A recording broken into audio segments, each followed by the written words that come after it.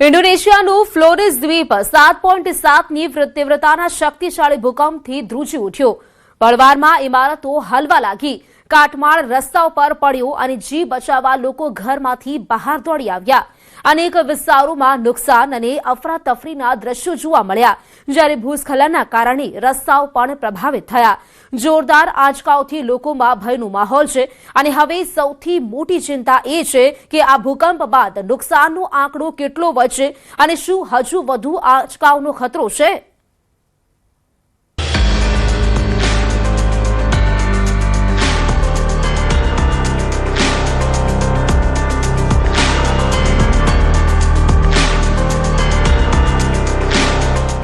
ઇન્ડોનેશિયાનું ફ્લોરેસ દ્વીપ કાંપી ઉઠ્યો છે। જોત જોતામાં કેટલાક વિસ્તારોમાં હાહાકાર મચી ગયો છે। 7.7ની તીવ્રતાના શક્તિશાળી ભૂકંપે ઘરોથી લઈને ઇમારતો સુધીને હચમચાવી દીધી। રસ્તાઓ પર લોકો જીવ બચાવીને ભાગતા દેખાયા। ઇમારતો ડોલવા લાગી, કાટમાળ પડવા લાગ્યો, ચારે તરફ ચીસો પોકારનો માહોલ બની ગયો। તીવ્ર આંચકાઓ વચ્ચે લોકો ગભરાઈને ઘરોની બહાર નીકળી આવ્યા। અનેક મકાનો અને જાહેર ઇમારતોને નુકસાન થયું। ક્યાંક કાટમાળ રસ્તાઓ પર આવી પડ્યો તો ક્યાંક ભૂસ્ખલનથી રસ્તાઓ જ બંધ થઈ ગયા। ભૂકંપની સૌથી વધુ અસર ફ્લોરેસ દ્વીપની આસપાસના વિસ્તારોમાં જોવા મળી। તાજી માહિતી અનુસાર ઓછામાં ઓછા 20 લોકોના મોત થઈ ચૂક્યા છે। આંકડો હજુ પણ વધી શકે છે, કારણ કે કેટલાક લોકો કાટમાળ નીચે દટાયેલા હોવાની આશંકા વ્યક્ત કરવામાં આવી રહી છે। અનેક લોકો ઘાયલ પણ છે। ઇન્ડોનેશિયામાં રેસ્ક્યુ ઓપરેશન સતત ચાલી રહ્યા છે।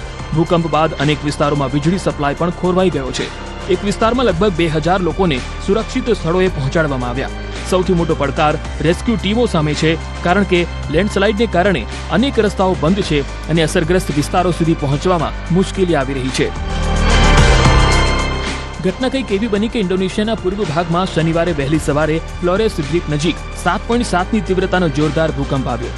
યુએસજીએસ પ્રમાણે ભૂકંપનું કેન્દ્ર ઉત્તરી તટથી લગભગ 68 કિલોમીટર દૂર અને માત્ર 10 કિલોમીટરની ઊંડાઈ પર હતું। આંચકા બાદ 5.6 અને 5.9ની તીવ્રતાના બે પ્રચંડ આફ્ટર શોક્સ પણ આવ્યા। ઇન્ડોનેશિયાની BMKGએ સુનામીના મોજા ઉછળવાની આશંકા વ્યક્ત કરી છે। ઇન્ડોનેશિયાના પૂર્વ ભાગમાં શનિવારે સવારે ધરતી ખૂબ જ જોરદાર રીતે કાંપી ઉઠી। તેની મોટી અસર ફ્લોરેસ દ્વીપ પર પડી। 7.7ની તીવ્રતાના આ ભૂકંપને કારણે લોકોમાં હડકંપ મચી ગયો હતો।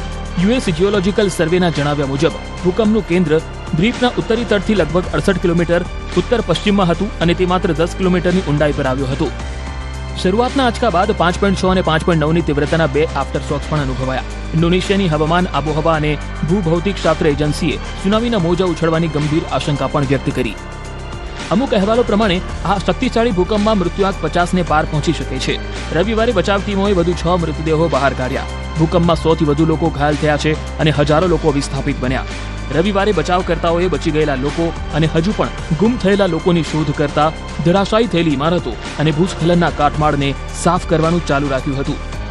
ઇન્ડોનેશિયાની ડિઝાસ્ટર મેનેજમેન્ટ એજન્સીએ મંગારાઈ રિજન્સીમાં 24 અને પૂર્વ મંગારાઈમાં 17ના મૃત્યુની જાણકારી આપી, જ્યારે સિક્કા, નગડા અને એન્ડેમાં પણ મૃત્યુ નોંધાયા હતા।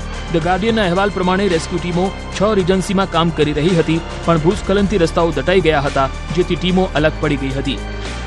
યુએસ જિયોલોજિકલ સર્વેએ જણાવ્યું હતું કે 7.7ની તીવ્રતાનો ભૂકંપ પૂર્વ નુસા ટેંગારાના તરફથી લગભગ 68 કિલોમીટર ઉત્તર પશ્ચિમમાં આવ્યો હતો। સમુદ્રની નીચે લગભગ 10 કિલોમીટરની ઊંડાઈએ ઉદ્ભવેલો છીછરો આંચકો ફ્લોરેસ અને પડોશી પ્રાંતોના ભાગોમાં જોરદાર રીતે અનુભવાયો। સત્તાવાળાઓના જણાવ્યા અનુસાર 900થી વધુ મકાનો નાશ પામ્યા હતા અને લગભગ 450 મકાનોને નુકસાન થયું હતું। લગભગ 5000 રહેવાસીઓને અસ્થાયી આશ્રય સ્થાનોમાં ખસેડવામાં આવ્યા હતા, જ્યારે હજારો લોકો વધુ આંચકાના ભયને કારણે બહાર રહેવાનું પસંદ કર્યું હતું। શાળાઓ, આરોગ્ય સંભાળ સુવિધાઓ અને ચર્ચો સહિત ઓછામાં ઓછી 167 જાહેર ઇમારતોને નુકસાન થયું હતું। રાહત ટીમો દ્વારા ખોરાક, પાણી, ધાબળા અને દવાઓ પૂરી પાડવામાં આવી રહી છે, જ્યારે સત્તાવાળાઓ વીજળી અને સંચાર વ્યવસ્થા પુનઃસ્થાપિત કરવા માટે કામ કરી રહ્યા છે। ભૂસ્ખલનને કારણે ટ્રાન્સફ્લોરેસ હાઈવેના કેટલાક ભાગો અવરોધિત થયા છે, જે પર્વતીય ટાપુ પર લગભગ 700 કિલોમીટર સુધી ફેલાયેલો મુખ્ય માર્ગ છે, જેના કારણે કેટલાક ગામડાઓમાં પહોંચવું મુશ્કેલ બન્યું છે। ભૂકંપની અસર લાબુઆન બાજોને પણ થઈ હતી, જે એક લોકપ્રિય પર્યટન સ્થળ અને કોમોડો નેશનલ પાર્કનો પ્રવેશ દ્વાર છે। પૂર્વી ઇન્ડોનેશિયામાં બચાવ ટીમોએ રવિવારે વધુ 6 મૃતદેહો શોધી કાઢ્યા। સત્તાવાળાઓએ જણાવ્યું કે હજારો વિસ્થાપિત લોકોમાંથી ઘણાએ આફ્ટર શોક્સના ડરથી રાત બહાર વિતાવી હતી। બચાવકર્તાઓએ ફ્લોરેસ પર ભૂકંપ દ્વારા 6 રિજન્સીમાં થયેલા ભૂસ્ખલન હેઠળ દટાયેલા લોકોને શોધવા કાટમાળ ખોદ્યો હતો। તેઓએ 3 રીજન્સીઓ પર ધ્યાન કેન્દ્રિત કર્યું જે હજી પણ દુર્ગમ છે. સૌથી વધુ અસરગ્રસ્ત મંગારાઈ, પૂર્વ મંગારાઈ અને નાગેક એવો વિસ્તાર છે. પૂર્વ નુસા તેંગારા પ્રાંતમાં 900 થી વધુ ઘરો નાશ પામ્યા અને 450 થી વધુ ઘરોને નુકસાન થયું, જેના કારણે લગભગ 5000 લોકોને અસ્થાયી આશ્રય સ્થાનોમાં જવાની ફરજ પડી. યુએસ જીઓલોજીકલ સર્વેએ જણાવ્યું કે શનિવારે સવારે 6 વાગ્યા પહેલા 10 કિલોમીટરની ઊંડાઈએ ભૂકંપ આવ્યો. સુનામીની ચેતવણીઓ જારી કરવામાં આવી અને પછીથી ઉઠાવી લેવામાં આવી. ત્યારે રહેવાસીઓ ગભરાટમાં ભાગી ગયા હતા. દરમિયાન રાહત કાર્યકર્તાઓએ ચોખા, તૈયાર ભોજન, પીવાનું પાણી, ધાબળા અને દવાઓનું વિતરણ કર્યું હતું. જ્યારે વિસ્થાપિત રહેવાસીઓ માટે કટોકટી આશ્રય સ્થાનો સ્થાપિત કરવામાં આવ્યા હતા. સત્તાવાળાઓએ જણાવ્યું હતું કે વીજળી અને સંદેશા વ્યવહાર પુનઃસ્થાપિત કરવા તેમજ ભૂસ્ખલન દ્વારા અલગ કરાયેલા દૂરના ગામડાઓમાં સહાય પહોંચાડવી એ સૌથી મોટા પડકારો પૈકી એક હતા. ઇન્ડોનેશિયા 17,000થી વધુ ટાપુઓનો દ્વીપ સમૂહ પેસિફિક રિંગ ઓફ ફાયર પર તેના સ્થાનને કારણે ભૂકંપ અને જ્વાળામુખી ફાટવા માટે સંવેદનશીલ છે, જે સિસ્મિક ફોલ્ડ્સ અને જ્વાળામુખીનો ઘોડારી નાળ આકારનો ચાપ છે. ફ્લોરેસે દેશની કેટલીક સૌથી ભયાનક આફતોનો અનુભવ કર્યો છે. 1992માં એક શક્તિશાળી ભૂકંપ અને સુનામીએ